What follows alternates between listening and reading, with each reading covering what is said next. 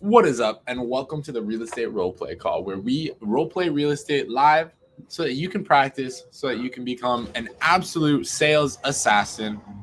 Cody, I remember a while ago you were telling me about some of the things that you do to train people at your office coming in, and I thought it was really funny when you said Facebook Marketplace negotiations. Um, can you tell me a little bit about like what goes into the training when new people come on? Oh yeah, dude. We have a full procedure. So we have a full week of kind of just integrating into the systems, understanding all of that process, kind of how that goes. And then just we do a lot of like different kind of role play. Exactly what we're doing here. Focus on rebuttals and just so that they can see the scripts, but then at the same time create it so it's themselves. We want it's better when they humanize it and to make it more of themselves, and so really focus on that. But then really it's just kind of focusing on the systems, and so they understand the systems. But then we kind of have some like extra activities. Like I've said, we've done like the Facebook Marketplace, where we'll have them go on fake Facebook Marketplace and negotiate for some things, and like try to get it like 75% cheaper.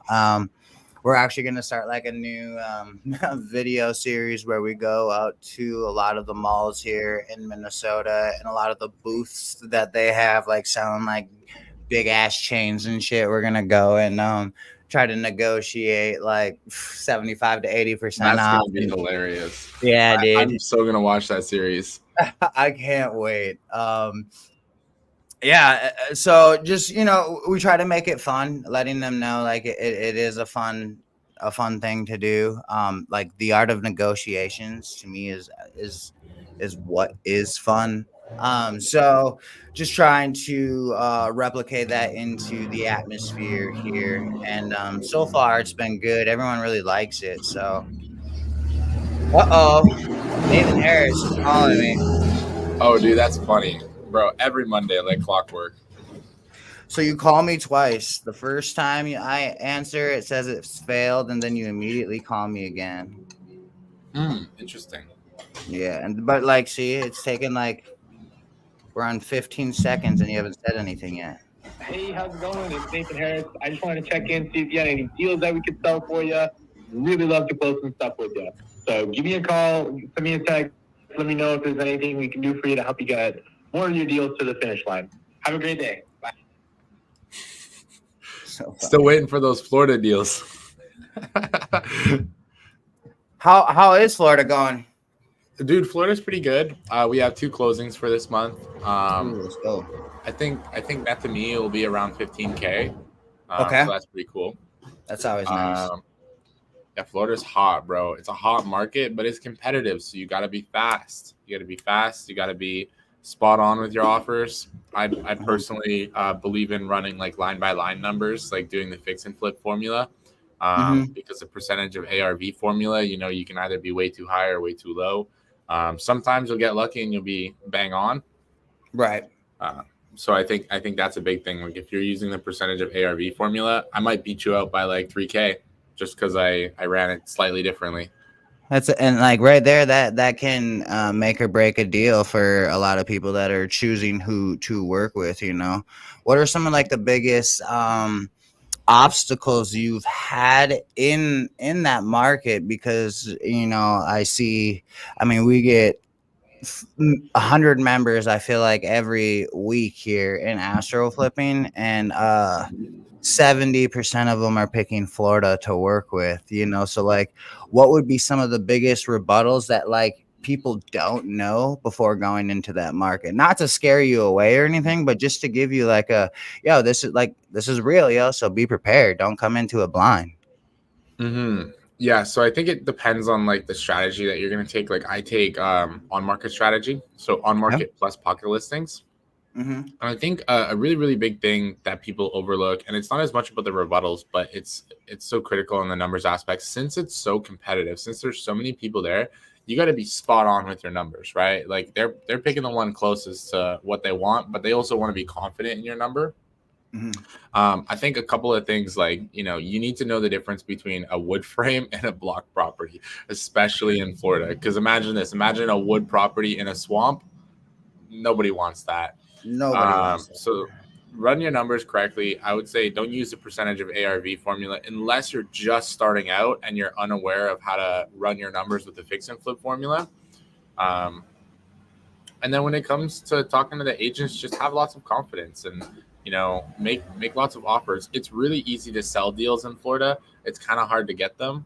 So just make lots of offers, have lots of confidence, and then when it comes time to Elaborate sell them, what you like mean on that, because maybe some people are trying to figure out if they want to go on acquisition sides or disposition sides. So like touch a little more on that. Yeah, so buyers are abundance. There's an abundance of buyers. There's so many of them. It's super easy to sell deals. You can sell deals for high, right? But now you have to find those deals because now you're competing with all those buyers. So you have to find those deals. What I say is just take a lot of action. Just make a lot of offers and you will get the deals. Like for us right now, it's around 1 in 150 offers that are closing, which is kind of crappy right now, but we also had a little bit of a switching up period. But if you make enough offers, like you will get the deals. And then 100%. Another thing is just have confidence. Like a lot of people identify like I'm a wholesaler. It's like, nah, you're a buyer. Wholesaling is an exit strategy. So these agents, especially on market, these agents know about wholesalers. There's so many of them, and there's a lot of really crappy wholesalers out there that kind of tarnish the image of the industry.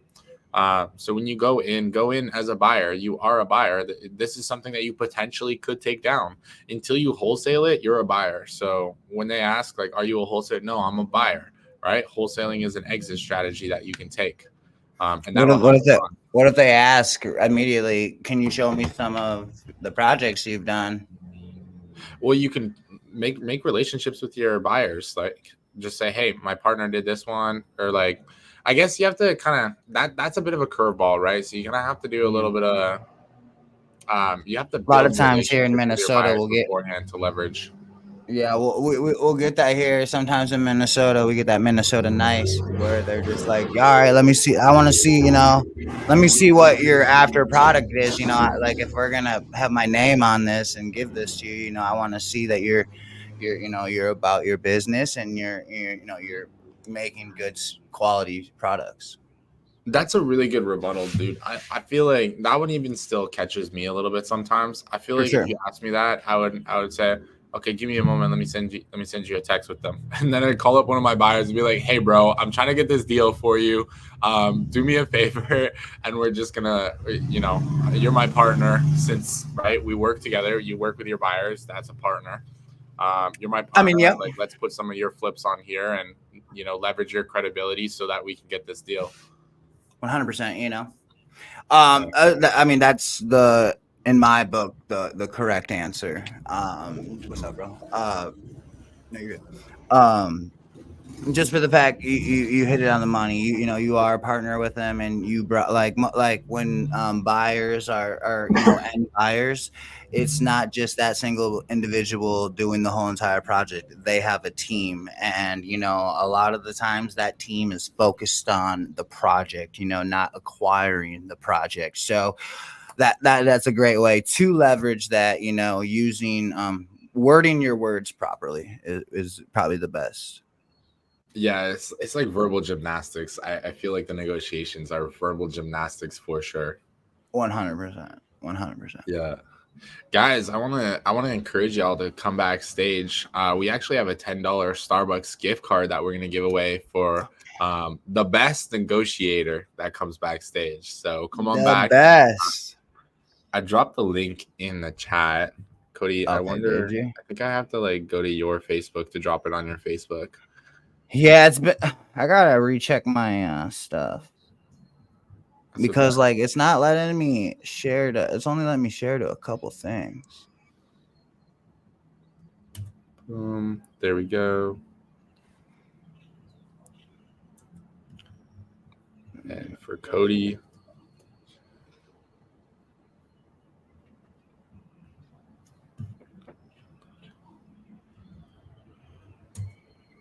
boom. Awesome. All right, guys, come on backstage if you want that $10 Starbucks gift card. All you got to do is participate in the negotiation, and you get entered in to get the $10 Starbucks gift card. Cody, you want to do a negotiation in the meantime? Yeah. Let's do it. What kind of situation do you think we should do? What is something that's challenging for you, or what is something that you always like reoccurrence in? Um, there's ones that have reoccurrences, but then there's ones that come up every now and then that I need more practice with. I think like the now and then ones are harder. Like when an agent is questioning my ability to get the deal done. Okay, let's do that. Want to do that? Yeah, let's do it. Okay. So on market, we've had a couple of conversations back and forth. There's a couple of offers in a similar range, and the agent is trying to determine which offer to promote to their seller, because we're all around the same price, but they want to ensure that we're going to close. And I am not going to go hard. I'm not going to put non-refundable. Okay. All right, I'm ready. It'll be inbound, so you're calling me back and on my offer. Okay. Ring, ring, ring. Hello. Hey, Nathan. Cody here. Hey, Cody. What's up? What's happening? What's going on? What's going on? So I just wanted to give you a call back, give you a little bit of an update. As of a couple hours now, we have about 4 offers. They're all within, the same price range. So with that, just trying to just get a little more information, main goal here is to get this across the finish line no matter what. We really want to help these sellers out of this situation. So, I just wanted to pick your mind a little more. Would this be your first time doing a project in this area? Like, I don't know. There is one person that did put an offer in that has done, 3 or 4 rehabs in that neighborhood. So just wanted to pick your brain a little more on, why we should entertain this. Okay, so it sounds to me like it's really important that this closes. Is that what's going on? What? 100%. Okay. And if you don't mind me asking, like, why is that important to the seller? I just want to make sure that I'm aware of. Isn't that the name of the game? Well, yeah. Okay. So we're all coming in at like the same price, and they just want to ensure that we're going to close. Yeah, I mean, 100%. A lot of investors don't always follow through. Mm-hmm. So like you are a random person that called me. I've never done business with you. Why would we go with you? Okay. Well, yeah. You haven't done business with me, and you never really know until you start the relationship. I would love to start a relationship. I would love to buy a bunch of these from you.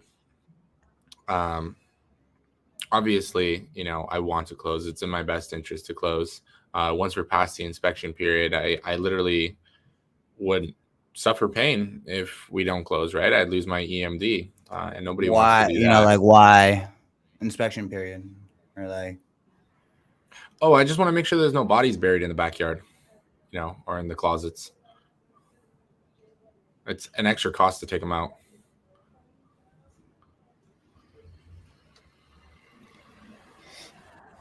Did the other guys ask you for an inspection period? No. Actually, one of the guys that has done a lot of projects here, can close immediately. That's a big reason. A lot of your terms were. I mean, I'm gonna be honest with you. If he's the same price and he can close immediately, like why wouldn't you take that? I'm just giving you the respect of giving you the call. Okay, thank you. Because as of 100%, yeah, we most likely will. Okay, yeah. Well, I mean, hey, look, Cody, I would love to build a relationship with you. I would love to buy a bunch of these projects from you. And I mean, my offer is my offer. I can't come and go hard immediately, right? We never know if there's a foundation issue, mold, termite damage until we really start getting the adequate crews out there to inspect. So let me know what you want to do. Okay. Well, with that, Nathan, let me give you a call back and let you know what we come up with, and we'll go from there. Sounds good. If the seller's ready to go, I'm ready to go right now. I need another project. You're not ready to go right now. You need way more time. The other people are ready to go right now. Okay. I'm ready to go in 5 days when the inspection period is up. All right, Nathan. Well, I'll give you a jingle and we'll see what we come up with. Thanks, Cody. Take care. Yep. You too. Bye. What do you think I could have done differently there to make this better? Nothing. I Yeah. mean, like with that, like kind of like you said, why would I go with you? Like that, like it's like just honestly trying to create the relationship, understanding probably this isn't, the right deal for you. And you did say that, like why not just go with them, which, they most likely will. But also you came, you just, you kept on like trying to figure out why / like you wanted to, oh, it's all about building this relationship, or you could have been like, hey, I know that you said that, they can go through right away. That's awesome, dude. Keep me up as a backup offer. Let me follow up in a week to just see if, they still, everything went perfect, and we'll go back from there, kind of like try to like flip the role, like, yo, hell yeah, let's get this W for you. But I'm still gonna follow back up to see like, hey, did it close? Because if it didn't, let me see what we can do. And if not, like, now let me congratulate you on this W, building more of that rapport, and then now seeing like, hey, do you have anything in the pipeline? We're still looking for a project, man. I would love to, hopefully lock one in with you. I like it. Yeah. I should have definitely focused more on the like what's next. And I'll follow up rather than like once I heard that you said there was a person ready to go, ready to close immediately, hard EMD. I'm like, there's no way this agent is gonna take my offer. Either one, they're capping, or two, like it's already a dead deal. For sure. And that's okay though. Because Yep. it's not about like every conversation / negotiation. It is, but it isn't. It's like, it's not about getting the deal. It's about, gaining that comfortability. At the end of the day, they're going to work with you if they're comfortable with you, I agree. What do you think of this question? Would making sure terms are better than others work? 100%. But at the same time, 90% of wholesalers all have the same terms. So unless you're actually taking the project down yourself, like the person that's taking the project down themselves is always going to have better terms than you. And 90% of the time, always beat you in that deal unless you have a beautiful relationship with, this agent, which at the same time, I mean, you just never know. So it's per deal basis, but if you're coming at it as a wholesaler aspect, the end buyer will beat you every time. And that's then like, that's okay. That's when like when you're in those negotiations, understanding that like that's what's going on right now. And that's okay right now. And maintaining your composure, maintaining calm, and now flipping the script. And now you're a cheerleader. Now you want them to get that deal across the finish line. You're still gonna follow up. Let's fucking hope that it moved across the finish line and they got it done. Now you can give them a W. Now you just called them to congratulate on their W, and hopefully they might have something else in the pipeline. But it's like a little reverse psychology, because most of the time these agents think 90% of the time you're just calling them, you want something. I need a deal. I want this.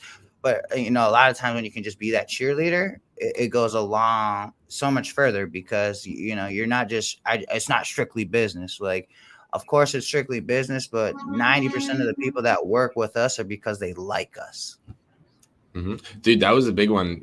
When I started applying that in my business, and I got that from you, congratulating them. When I started applying that in my business, I started building a big time rapport, and they were sending me more and more afterwards, because they're like, wow, like this person isn't just money hungry. Like, he actually cares. He actually wants to see the agent succeeding.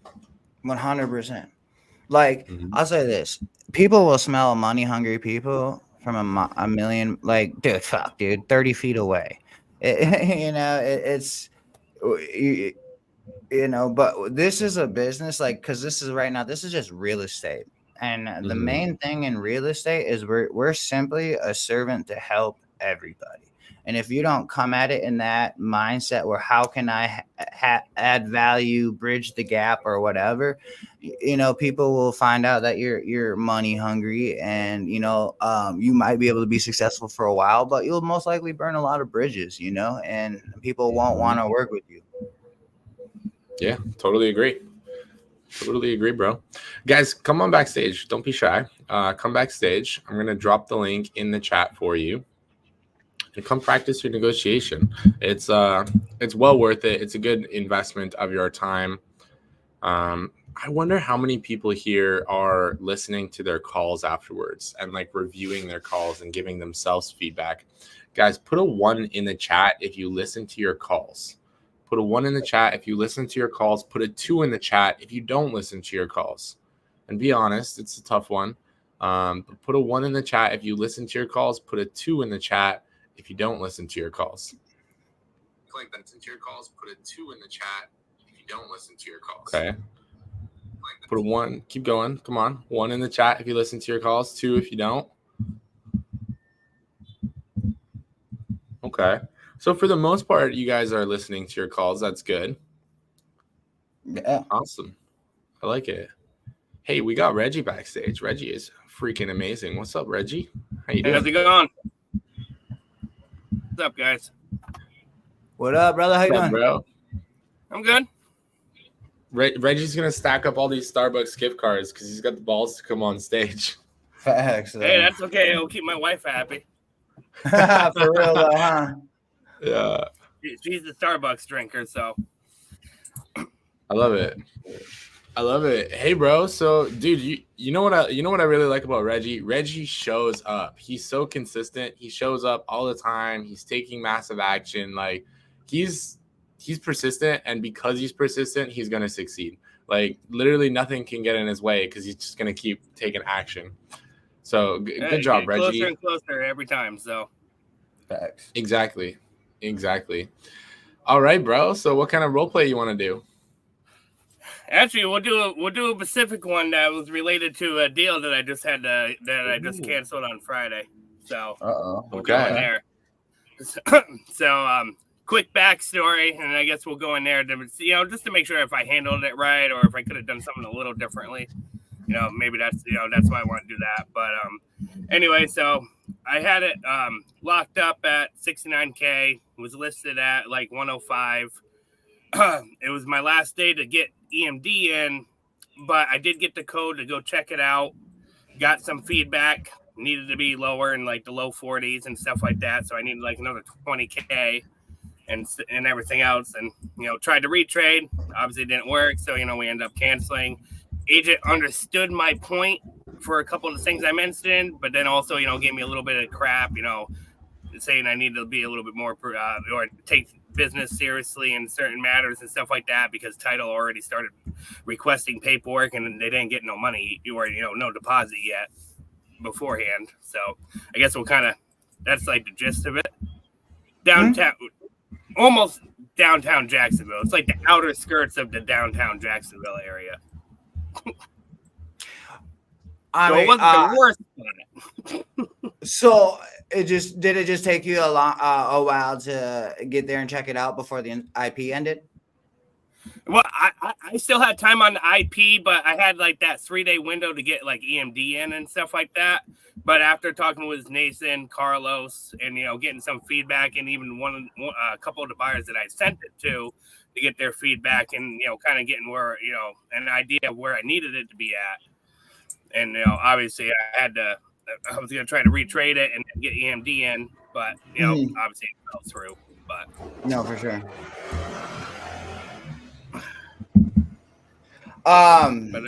Yeah, I mean that's just kind of like part of the business, I would say. I mean that shit happens. A lot of times I try to negotiate. Was it not refundable? No, it still would have been refundable because I could get the EMD back within the inspection period itself. It's just I was at my 3-day limit for depositing it, and I just ended up canceling because I got enough feedback to realize that it wasn't going to work out, and I was going to try to see if I can get that retrade. And they were firm on that price, like they couldn't go they couldn't go $20K lower. Nope, they want to go $20K lower because basically they're like, you already got it 40 something K below list, and now you're asking for another 20. But like the minimum like flipper profit was around 22. So like when I was explaining it to them, it's just like I can't do it for nothing. And the minimum that we'll do for a flip profit would be about 20K. So I mean I can't take it out of my end. Right.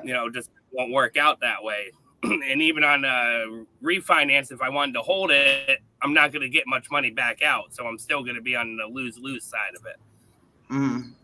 But I guess if we can do a situation like that, we'll see how it goes, and maybe see if I handled it right. I mean, it canceled, and I didn't get too much backlash. But I'll be honest, just from hearing the story, I'd say you handled it absolutely right. And especially if they're firm on that price and won't move, and knowing that you got it locked up too high. I mean, I would cancel it. I mean, they're saying that you maybe be more professional when I'd say, you're being very proactive anyway, knowing that, I can't, 100%. That, you explained, what's going on. And I'd be honest. I wouldn't take a flip if I'm going to make 20K on a flip when that's insane to me. Like I would have, why would I go and put all this fucking work in and make 20K when these people are making these wholesale deals for that? That's insane to me. So. What price point was it at, Reggie? The ARV price point was between the 140 to 150. Because you gave me 140, Carlos said about 150 and stuff like that. So I knew it was in between that range because I figured 150. And I underestimated the rehab a little bit, so it needed a little bit more. I didn't factor that part right, but I mean ARV were pretty close, but it was 36 days. Yeah, 36 days on market because I kept tabs with it for a couple weeks. Then I finally put in the offer. I got him down to 69. Because he was listed at 105. They said the minimum that they can go was like 79, but I got him down to 69, and they were good with that. But after getting a little bit more feedback, realizing I kind of underestimated the budget a little bit and they needed a little bit more, and that would equal out to that 15 to 20 range, to get it to the right price to be able to get rid of it. Mm-hmm. So I was like, okay, and she gave me the code for the lockbox.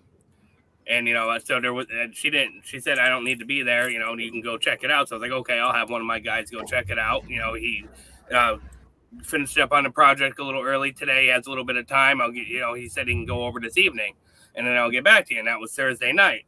So, I let it marinate. So that way Friday morning I could reach out to him and talk to him and whatever. And I was like, hey, how's it going? Hope you had a good day and everything else. And I was like, so I'm ready to go. I got EMD and stuff like that. I'm all set to deposit it today. But when I was talking with my contractor, he went and checked it out. He found a couple of things that's going to cost us a little bit more than what I originally anticipated. So, and then I was explaining, it's like I'm going to need to come down to this price because, we're only making X right now as it is, which is our minimum. Right. So I was like, I would really like, if we can, I need it at this price. And, if we can get to that, I can put EMD in now, get everything all set so we can get moving. It's just, because I can't, do it for nothing. Like I said, 20 is our minimum that, my partner, that we tried to get on a flip. And then I was also explaining the fact is like, even if I wanted to keep it as a rental, refinance, get some money back out, there's not much room to do that because the ARV, there's not a high ARV price point. So, that's where I'm kind of, that's why I'm kind of stuck where I'm at. And then, she was like, all right, I understand that and everything else like that. But then after that, that's where the backlash started coming in and saying that, title already requested paperwork from the town, blah, blah, blah, this, blah, That's blah, not that. your problem, though. That's not your problem. Yeah. Well, no, it's not. He's just That's not my guilt-tripping problem. you. I was like, I didn't send him any EMD money yet. Yeah, so it's like, that agent's just bitching and clear. Love him. Yeah. Nah, Dude, I mean 100%. I want to hear how this call went, bro. I wanna like reenact it. I think this will be great. Run it up. yeah, I probably should record my calls. I haven't recorded any calls yet, so I'm just kind of. Do it, dude. It's so nice, man. It's such a good tool. Besides, like doing like doing that. the role plays. I mean, because then you could hear kind of like sometimes like I used to like find like I'd start to hear where I get nervous. They'll say something and I'll know like I don't know the answer, and you can hear my whole change go. What's up? Yeah, 100%. All right, bro. You want to reenact the call? I'll be the salty agent. Yeah, I want to react because I want to make sure I did everything okay, or just get your guys' feedback a little bit more too, because try to do everything as good as I can. For sure, let's do it. All right, I'm ready. Or do you want to do me or do you want to do Cody? I'll do you. Awesome. Let's do it. All right. Ring, ring. Ring, ring. Ring, Hello? ring. Hey, Nathan, how you doing today? I'm doing good, Reggie. Did you make EMD yet? I did not. I was gonna get ready to do it today. Got everything set up. I just wanted to touch base with you real quick because I was able to get my guy to check out the property yesterday, and I just wanted to kind of follow up with you to see where I'm at right now. You don't know where you're at? Well, I mean, we had a pretty good idea where we're at, but when he went to check it out, there was a couple of things that he found that's going to need a little bit more love and cost a little bit more for the rehab than we initially figured out originally. And, for the information that we got when we were talking before, unfortunately, it's going to cost us about another 15 to 20K for that issue that we found. But where we're having an issue that you found? It sucks. But like right now, me and my partner's average profit for this particular property is only about 20K, so we don't have a lot of wiggle room on it. And I need to try to possibly get a retrade for about 49K, so I can get this all set and we can get moving. And if we can do that, I can I'll go down and get EMD sent right now, and we can move forward to close. It's just you want $49,000 off the purchase price? Yeah, I know it's a lot. And usually I'm very accurate on my estimates and where I'm at. It's just I don't think so, dude. You were really far off. I know. I'm usually fairly good. It's just the mold damage is a lot worse than what we talked about originally. And then there was a couple other things with the foundation that there was a couple cracks that he found that that's starting to raise a little bit of concern. So it's just that price doesn't work for us anymore. Even if we kept it as a rental after fixing it up, we're not getting much money back out after we refinance. And my partner's not allowing me to do EMD deposit right now, or even money for the purchase price, unless we can get possible retrade, because the numbers don't work out. I don't think the seller is gonna like this. The seller's gonna be really mad. He already started looking for a new place, and he's gonna be really distressed. He's gonna have to tell grandma that she's no longer gonna get that beautiful necklace. I am sorry. It's very, very unfortunate. I was trying to get this one to work out the best that we could. Our biggest issue is, it doesn't have a very high ARV afterwards too. We're in the mid 100s. If we're closer to 200K for ARV, this would work out great for us.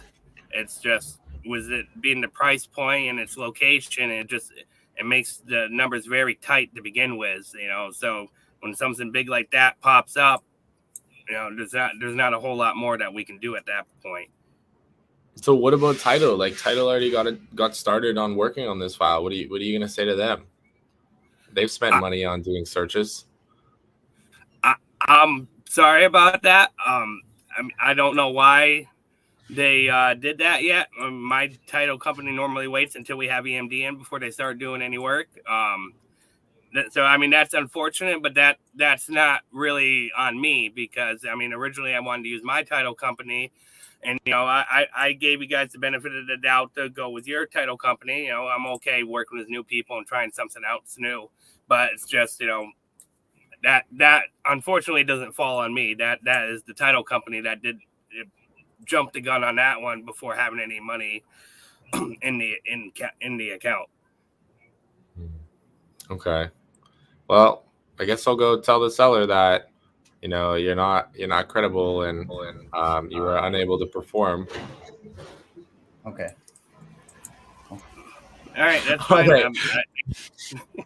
Again, I do apologize.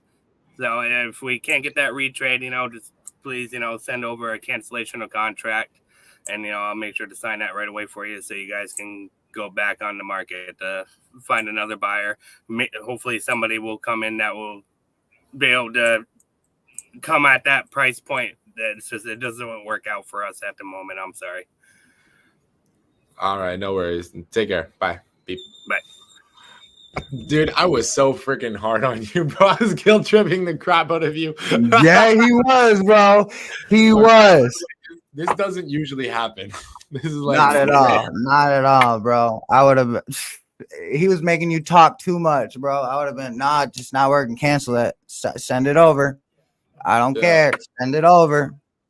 And then when he said, I'm going to go tell him that you're not credible. Okay, go do it. Nah, you're good, Reggie. No, that was good. Yeah, Reggie, honestly, yeah. Cody, do you want to do a role play as if we were canceling? Like you want to do it like how we would talk to the agent? Sure. Okay, do you want to be the agent or do you want to be the wholesaler? Your pick. I'm down to be either. You be the agent, bro, because you're really good at like being really hard. All right, I got you. Ring. Yeah, right. Hello. Hey, Cody, it's Nathan. Hey, Nathan. Hey, Why you so calling? I'm because I wanted to touch base with you on this deal that we're working.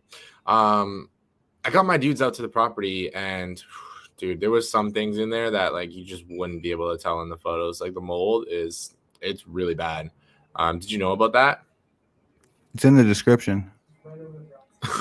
Yeah, but it's really bad. It's like really, really bad. Like gonna cost a lot really bad.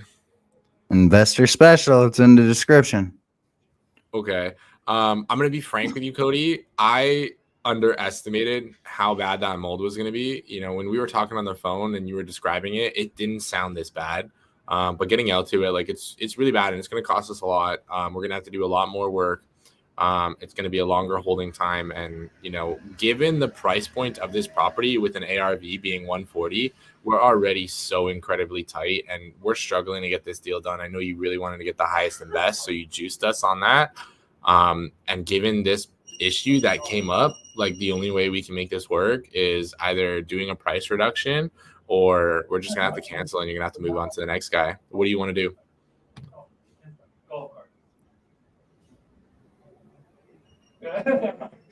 Cody, you there? What's your price reduction? Well, we're gonna need a price reduction of like 30K, dude. It's really bad. The holding time is gonna go up. We have to do a full gut now. We can't just take out a little section. Where are those numbers coming from? Holding time, full gut. I mean, explain to me your numbers. Yeah, so my contractor, that's where the number is coming from for how much it's gonna cost. The next thing is holding time. Every single month that we hold it, it costs us money because that's opportunity costs of projects we could be working on. Additional holding costs if we're using a hard money lender. If we're using cash, then now that's major opportunity costs. So you're just telling me that you just didn't do your proper calculations before locking this up? I'm sorry, Cody. I don't have X-ray vision. I wish I did, and I wish I could like X-ray. I mean, but it's like but nothing was hidden. Nathan. Nothing was hidden. Everything was there was mold damage in the description. And Yes, I mean, I if you totally agree. have done rehabs before, most people that have visual mold damage understand that there's probably more mold because if you can see it, there's more typically behind the scenes. And if you've actually done a flip, you would know that. Of course, dude. Of course. You know, when we were talking and you were telling me how important it is to get the highest and best for your seller, you know, I Mhm. did my best to get the highest. I did my best to bring my offer up as high as possible. Okay. And, you know, because of that, I had to, you know, assume that things were better than worse. I know a lot of investors would like to assume the absolute worst and give you a low offer. I, you know, gave you the benefit of the doubt and I said, okay, maybe the mold is just confined to this one area, but once we got in the property, we discovered that there was mold throughout the entire property. And because of that, our offer price is just, we're going to lose money at that point. So, Cody, here's what we can do. We can either one, do a price reduction of 30K, or two, we can do a cancellation. So, can you call up the seller and can you let me know what he wants to do? Until he gives me an answer, I'm not going to put down EMD, but if he's ready to do a price reduction, I will put down EMD today. Okay. Yeah. I mean, I'll ask him. I mean, I'm sure we're going to, cancel. I mean, it's kind of ridiculous, Nathan. I don't know. I don't know many people that have done rehab projects that just come in way off on the numbers when a lot of things are inspection or in the description. But yeah, let me get back to them and see what we can come up with. If they don't want to do it, just probably won't hear back from me and we'll move on. Well, wait a minute. Don't we have to cancel the contract so that the seller can sell their property? I feel Yeah, like I should hear back from you. I'll send that over. Okay, good. So I will hear back from you. Yeah, you'll get an email from me. Okay, good. Awesome. Thanks, Cody. Yep. Bye. Yeah, even that one was a little bit challenging, but it's like, you know what? Nah, I'm done. Yeah, I mean, like, stick to the guns, dude. Like, yo, dude, it doesn't matter if you are a crab ass agent or you're trying to just grill me, dude. Like, sorry, bro, I'm fucking human. I made a mistake. I cancel it, bro. Send it over. You don't ever have to fucking talk to me again, bro. So sorry. Just let's do the right thing and cancel it and move on. Like we've had times where like Josh had a time where like this motherfucker would not send it over, and he like wouldn't send over cancellation. Tried to just it turned into a huge mess. What So happened? it's How do you deal with that? we went to court. Really? Yeah, because so okay, he wouldn't send it over, but like they were going through a divorce, and so like the wife was like on the title, and like he was trying to sign for everything. So like technically things weren't valid. It was just dude, it was a headache and the mess. But basically, through the way that he handled it, we got out of the situation because of like he was just lying. And then a lot of the situations, he needed his wife's approval and signature for that, and he was just trying to go basically sell the house behind her back, and that's how we found out. Sheesh. Yeah, it was a crazy situation. I think Reggie did really well though. Reggie did good. You did super good in that situation because at the end, like, and you showed good empathy too because like at the end, dude, I'm sorry, bro, but like, not every transaction happens, like. Hopefully, let's try to get the next one. But I'm always the guy. Like, if you don't want to work with me, bro, I get it, bro. I'm not here to twist your work with me. God damn it! If you don't want to work with me because of I made a calculation error, understandable, man. Sorry. And that's it. Next, like, I don't give a fuck. On to the next one, I do give a fuck, but like, I don't give a fuck, bro. Dude, you gotta wonder like what's going on with that agent. Like, why are they so desperate? Like, what did they go through? That and then on top of it, like, they might just be having a fucking bad day. You know what I mean? They could just be like, I don't even know if I want to do real estate anymore. And then all of a sudden, like, now you give them a call and it's like, fuck, I definitely don't want to do real estate anymore. You know what I mean? So like, we never know. Also, the situation, they're human as well. And so just because they might be having a bad day or they're being very argumentative, it's, it is what it is. The better we can honestly stay calm and just listen. I mean, the biggest thing is like a lot of times, like when they're just grilling me, bro, like I'll literally put my phone on mute and I'll wait. And are you there? Yep, I'm here. I got that before on one or two. Yeah, When they I'm were here. just Hey, going on and on and on, I had to mute them. on and on and on, just telling me how unprofessional I am, how I could have done this different, how I could have done this different, and just literally, what? Huh? What? I'm still here. Like in my head, like, are you done? Because then I'm just trying to get to my outreach now. Like someone will want to work with me, and we're humans. I mean, have you every transaction that you did you close it? Probably not. So shut up.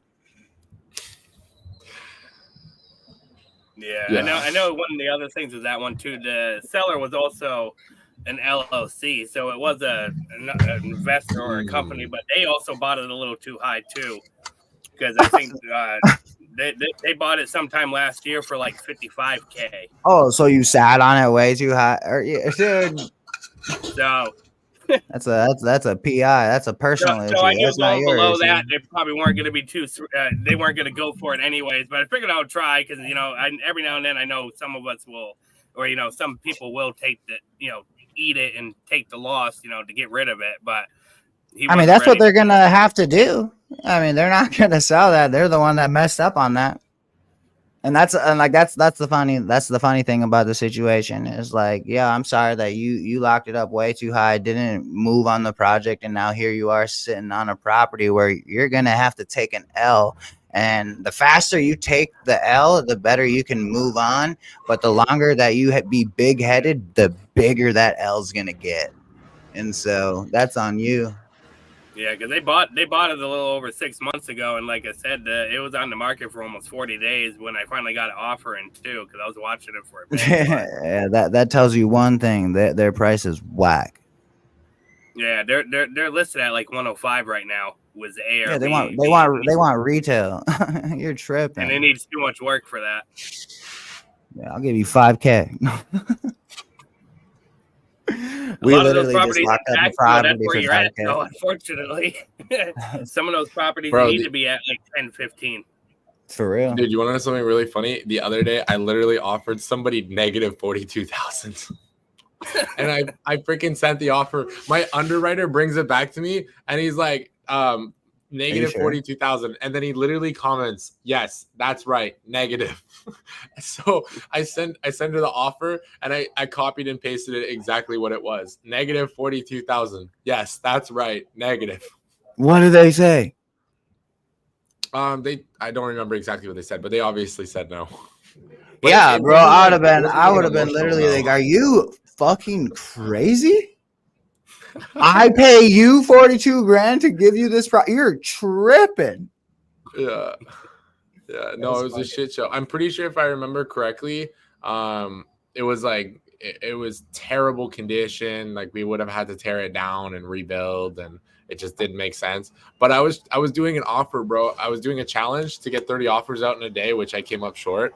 But I was like, I got to get this offer out. Like, yeah, it's negative 42,000, but fuck it. That's another offer. That's fucking wild. That's so crazy. I think my lowest offer that I got out last week was one of them. I mean, it's close to downtown Jacksonville, but it was listed at 40,000, but it needs a lot of work. I mean, it's damn near at the point for a teardown. So, after figuring out the numbers based on new builds, because I didn't even run as comp, I was like, this is going to be a new build. It's not even worth, doing the, rehab part of it. And I was like, yeah, no, my offer is like 15K. And they're already listed at 40.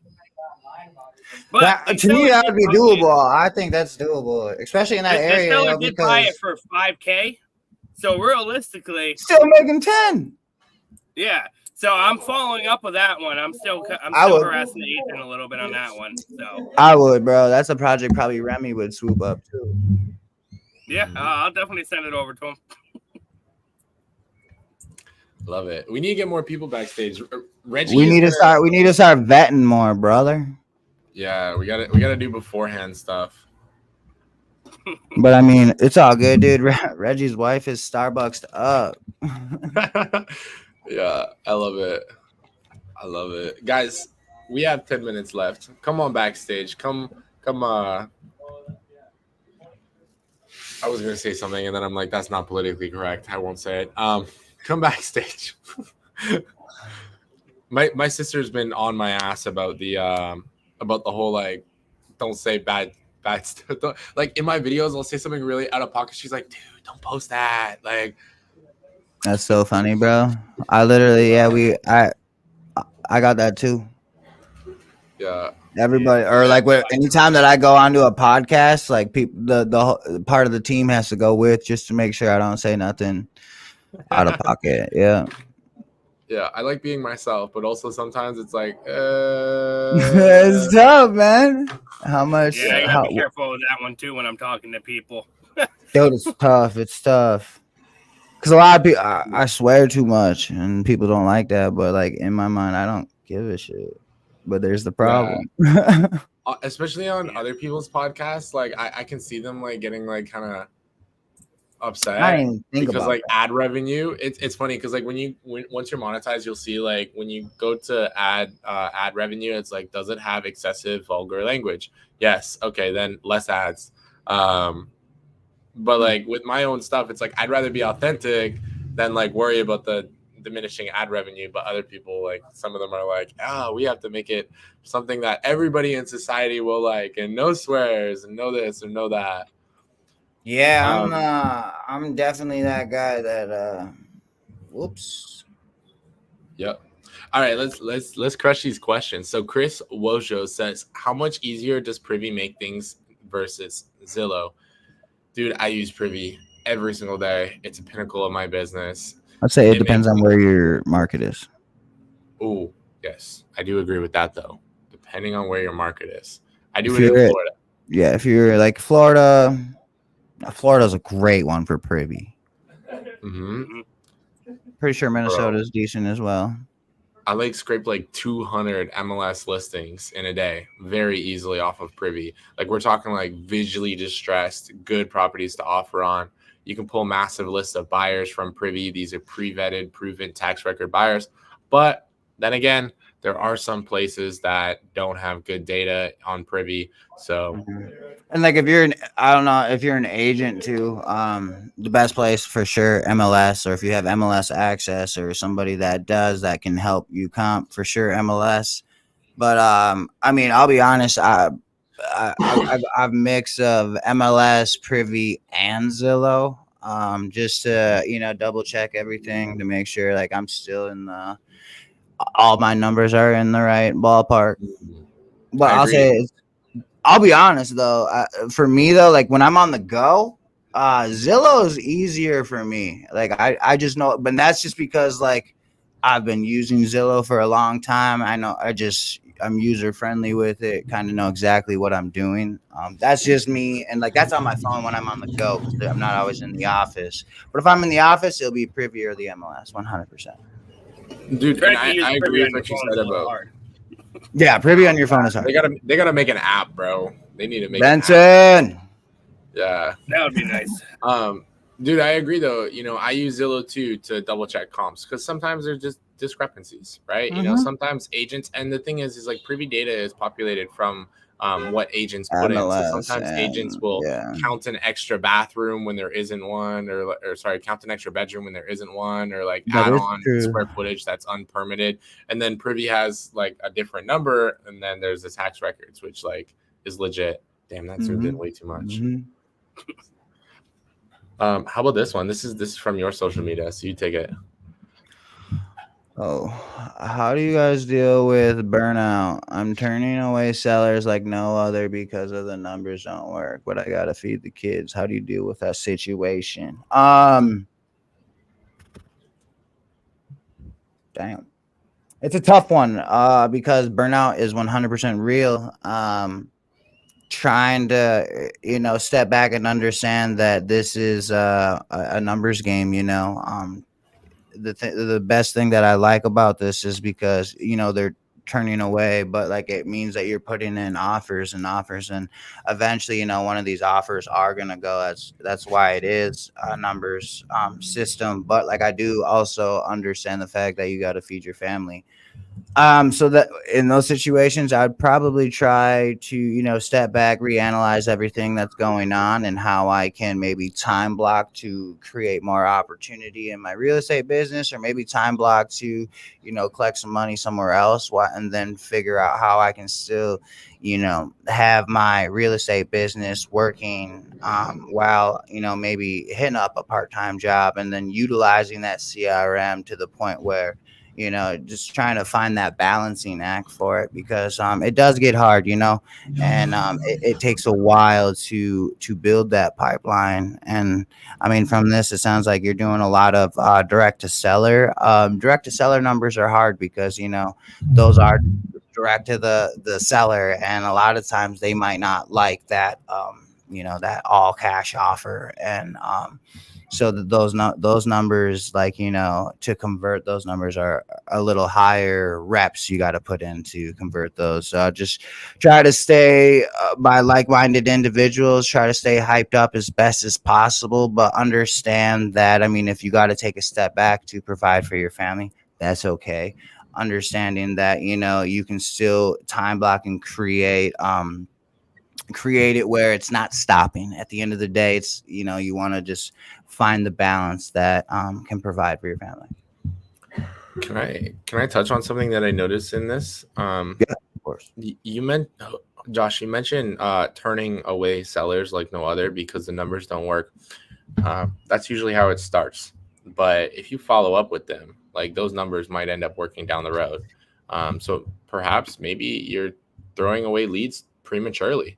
Maybe 5-10 follow-ups down the road, they have a reason to take your offer. Maybe, you never know, right? They might suffer some financial issues and then be like, oh crap, you know what? Let's take Josh's offer. Good thing he's been following up with us. 100%. Can I put a little bit of input on that one too? Yes, sir. Yeah, dude. So I did a little bit of direct to seller too. I still do a little bit here and there just because I want to try to have the both avenues. But direct to seller, yeah, like Nate said, follow up is definitely a big one. But if you have a little bit better turnover or inbound or lead rates or generation with it, I would definitely get a little bit more specific as far as what type of lead or list that you're pulling from. If you're doing a broad, just homeowner list, conversations are going to be a lot harder and it's definitely going to take a lot longer. If you get a little bit more specific as far as a distressed situation, like if you pull a list from taxes or like pre-foreclosures or certain things, that will help a lot better, because then, like what Brent says on a lot of his stuff, which is pretty true, with specific lists, if you talk to 200 people, you're going to have 10 people that will be interested.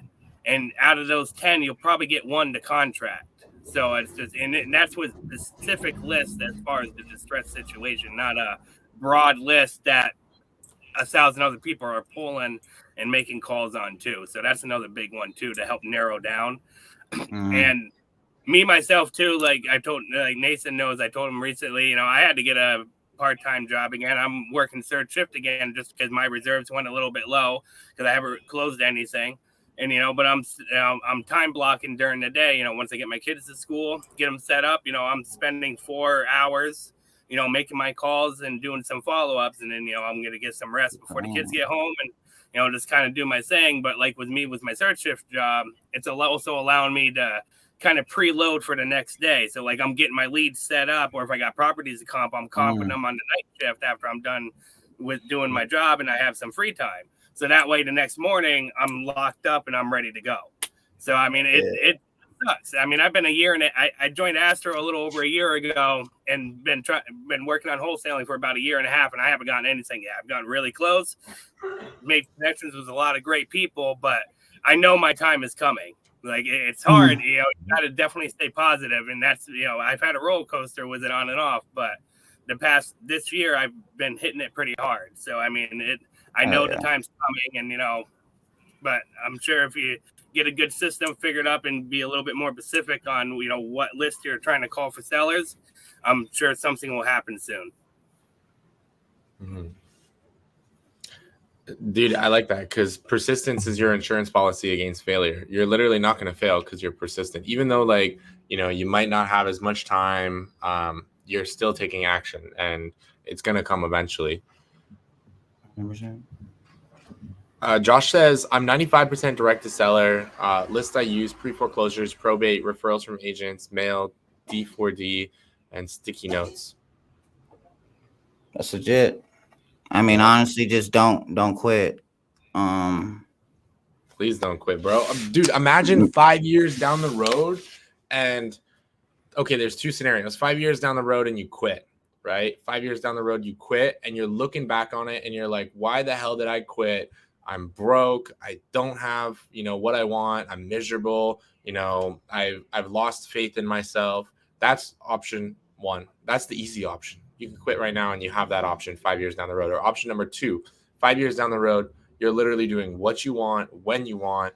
All your resources are provided for you and you're grateful and you've built up your self-esteem. You've built up your pride and your confidence in yourself and your capabilities just because you didn't quit. Yeah, it might take some time, but I mean, the latter option is well worth it. What about when you turn 80? What about when you turn 80? Would you want to say, damn, I gave up and I lived a very mediocre, boring life that, barely got by? Hell nah, dude. You want to turn 80 and be like, bro, I took control. It was hard at first, but I took control and I saw it through to completion.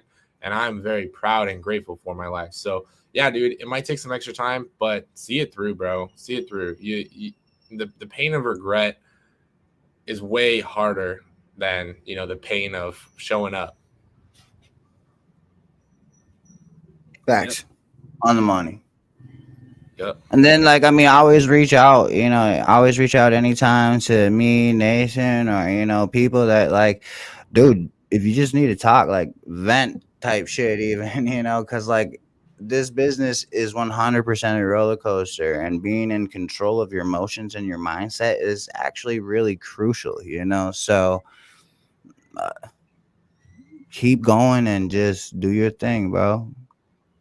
Yeah, no, I've had a couple newer wholesalers reach out to me. I try to help them out every now and then and keep track with them to, every now and then they kind of reach out and they're like, feeling down and everything else, or they're, this and that. And, I just keep reinsuring them. I help them out a little bit here and there too, to try to keep them elevated enough. And then, they kind of go back up and, then there's some good stuff that they're starting to do. So yeah, definitely just got to keep pushing. Like I said, I'm a year and a half in and I haven't gotten anything yet, but I'm not giving up yet. I get closer each time. My numbers gotten a lot better over the year, so I know it's coming eventually. So 100%. I love that, bro. We're kind of coming up on well, we're past our time already, but I want to answer this one really, really quickly. Yuanda says, cheers, bro. I'm from Africa. Started virtually wholesaling in Knoxville. Do you think that's a good market? And can I jump on a role play with you guys? If I suck, please help me out. I'm still new. So first of all, absolutely. You can jump on a role play. Let's do it next Monday, just because we're already at time. So next Monday, come on the show. We'll get you on a role play. I'd love to hear more about wholesaling from Africa. Cody, do you know anything about Knoxville? I don't even know where that is on the map. I think it's Texas, right? I think it's Tennessee. I'll be honest, I don't. Knoxville in. The answer I Pretty found sure is It's in Tennessee. Oh. Yeah. Off the top of my head, I don't know. But I can find out. Yeah. And by next Monday, when you pop on the live, I'll connect you with some people in Tennessee. How about that? I love it. Yuanda, definitely want to see you next week. For everybody else, thank you guys, and thank you, Yuanda, as well. And Ryan. Hell yeah. Those are killers right there. Ryder is awesome. All right, guys. Appreciate y'all, and I will see you in the next one. Later. Adios.